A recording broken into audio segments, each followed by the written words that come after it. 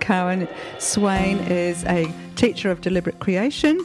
She's a devotee of anything to do with positive thinking and how to turn your thoughts around. KAren, I'm so excited to learn a little bit more about the law of attraction. I'm really excited to share with you today the law of attraction and the methodologies, philosophies, and your understanding of the topic itself. So can you just sort of enlighten me a little bit? I do know a little bit about the law of attraction. However, I'd love it to hear it from your perspective. The law of attraction is about tapping into source energy. The law of attraction says that which is like unto itself is drawn. So it's saying what you're offering with your thoughts and feelings, you attract similar into your life.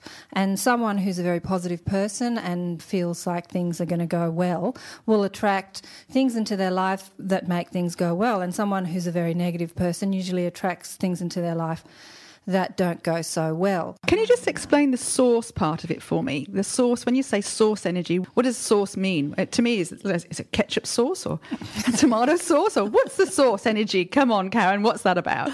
Source energy. Well, as you know, Pam, it's life force energy. When source is flowing, you're feeling vital and alive. And when source is withdrawn from the body dies. So is this the breath that we breathe? How do you perceive the source? Source is the source of all living things. Right. Some people call it God. Some people call it source. Some people call it the creator. Some people call it Allah. Some people call it Krishna. The source of all things. The creator of everything. So is it consciousness? Are we talking about consciousness? It's a source of pure positive energy. It's a source of well-being. And there's only one source of energy in the whole universe, and that is the source of well-being, which you can go with. You can go with the flow or you can resist. And the way to go with the flow of the source of well-being is to be in alignment with it, to think in a way that is in alignment with the source of well-being. You can do that by thinking happy thoughts or thinking positive thoughts or being interested or being passionate or anything that you think about that feels like well-being. Anything that feels good to you, anything that feels positive to you is going to be in alignment with source energy. And can we fake this? I mean, when you say going with the flow, for somebody that's in hospital with incredible burn injuries or has been a victim of a car accident and they're not in the flow because they're dealing with all their pain, what can they do? That's an excellent question. That's a really good question, actually. You cannot fake vibration. You can pretend to be happy, but if you feel sad, what life responds to is your vibration, and your vibration is indicated to you through your emotions. So your emotions or your feelings are indicating what you're offering vibrationally speaking. Everything in the universe is vibration. If you think about quantum science, everything in the universe is energy vibrating.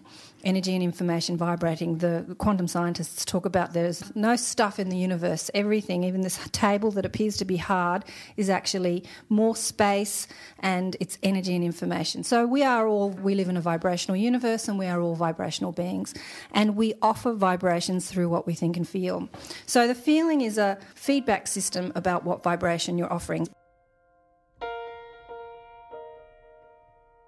When I was a little girl, I was very psychic. And what used to confuse me was when I met a smiley face who was saying, oh, everything's lovely and everything's all right. And I was feeling the discord within them, and it felt like she doesn't believe everything's lovely and everything's all right, but she's saying everything's lovely. That's someone who's faking.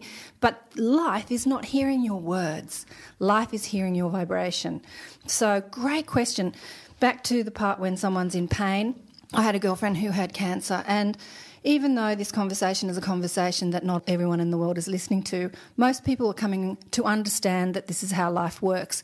Like nurses that work in hospitals. They might not be going to a psychic or going to someone who's teaching about the law of attraction. But what they've noticed is patients who are more positive in their outlook heal faster and get better quicker than patients that are very negative and very upset about their dilemma. So this girlfriend of mine who had cancer, the nurse said to her, you know, if you could have a positive attitude, you'll find that you'll heal quicker. And my poor friend felt so distressed that she had been diagnosed with this terminal disease, or a disease that could potentially kill her. I don't think the doctors actually said it's going to kill you. That she thought, how am I going to feel good about this? And that was a dilemma that took her on her searching, her spiritual journey into how can I change the way I think and feel. But you've got to be aware, terribly self-aware to be able to do that, surely. Yes, it takes awareness, but it also takes a decision to want to change your circumstances. Yeah, so that's an awareness. Seemingly she had a great life, but she said that in her private moments she would say, I hate my life, I've got no purpose to my life, why am I here? She would sort of cry out to the universe about how she hated her life and she felt like she had no purpose. And then cancer came along and she had that to deal with. And she says that it was the best gift she was ever given because it really woke her up. She began to become aware of what she was thinking. And when she realised that she had been thinking so negatively for so many years, she thought, I just got to stop that. I've got to stop that. And it didn't happen overnight, but it was a journey from practising thoughts that were constantly negative to practising appreciation. She started to look around her, especially when you're looking in the face of death. It's like, if I stay alive, I'll be happy. You know, that's the next decision, isn't it? The doctors say you could be alive tomorrow, you could be dead. She'd be going, okay, alive would be good. Napoleon Hill said that the power to choose thought was a spiritual power, stronger than any habit, stronger than any superstition, stronger than anything in the universe, the power to choose thought. And deliberate creation is all about choosing to think a thought that feels better than the thought you're currently having, that's upsetting you or distressing you or making you feel nervous or disempowered or angry. Choosing to change that thought. I think it's a decision in the moment. I don't think animals have that decision-making process. When they're angry, they're going to stop in the middle of being angry and say, hang on, I can change this thought. I think that humans can. It's called free will. We have the freedom to choose thoughts that create heaven or hell in our life. And it's our choice, it's our decision. It's in the moment, moment by moment. And it's easy.